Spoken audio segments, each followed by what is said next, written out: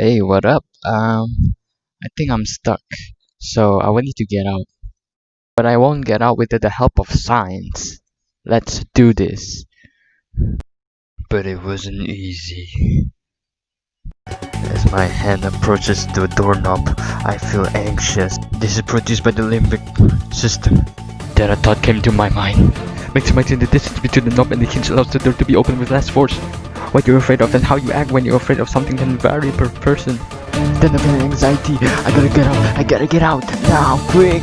And the power of science will save me. I pursue the doorknob as far as possible from the door center. Please help me device to fix the post between the door and the door frame opening. Ah!